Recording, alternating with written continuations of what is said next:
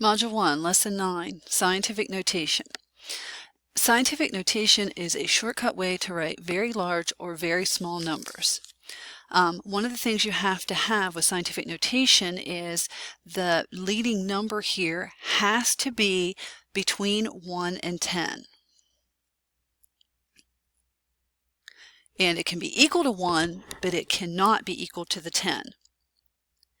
And then we have times 10 to some power. So let's look first of all at these examples and decide if they are scientific notation or not.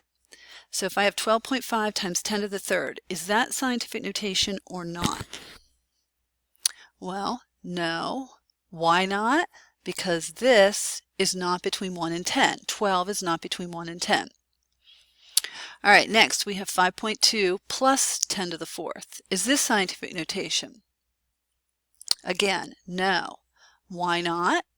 Because we need to have multiplication, not addition.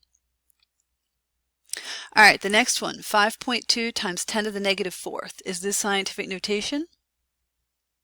Yes, we are allowed to have a negative exponent.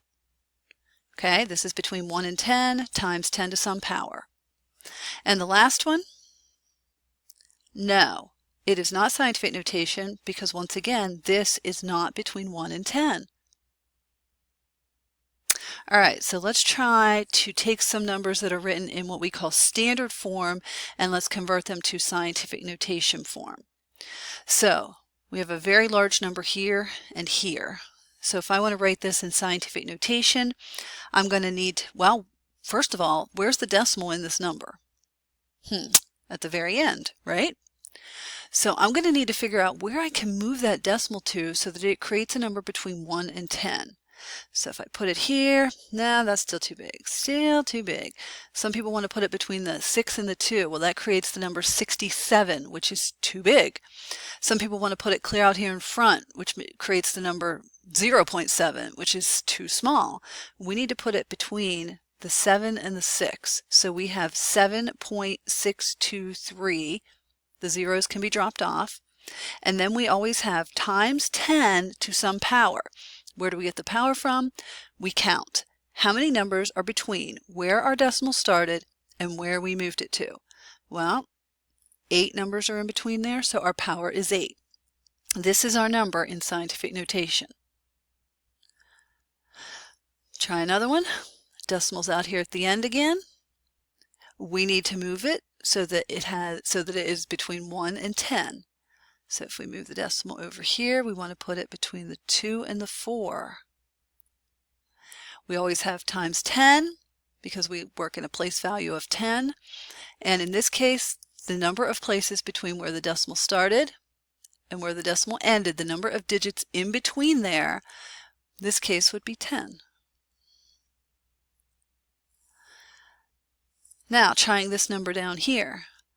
Where should the decimal be moved to? I can see where it's at now. Where should it be moved to? Well, remember the number it needs to go between 1 and 10. So I'm going to put that decimal in between the 6 and the 2. 6.2 is between 1 and 10. Times 10, and I count number of digits in between, where it started and where it is now, and that would be 5. That doesn't seem right. If these produced a power of 8, how can a real small number like this produce a power of 5? Well, what are we going to have to do to show that this decimal is, that I move the decimal over to the right, or that this is a real small number?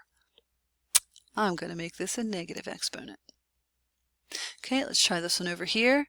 I see where the decimal is. If I want to put the decimal in here so that it creates a number between 1 and 10, I'm going to put it between the 7 and the 4, which creates 7.43 times 10. Let's see, I moved it 3 places this time, but I don't want a positive 3 there. I want to make sure I put a negative 3 there. So large numbers create positive exponents, and small numbers means we have a negative exponent. So don't forget that as you're translating from a standard number to a number in scientific notation.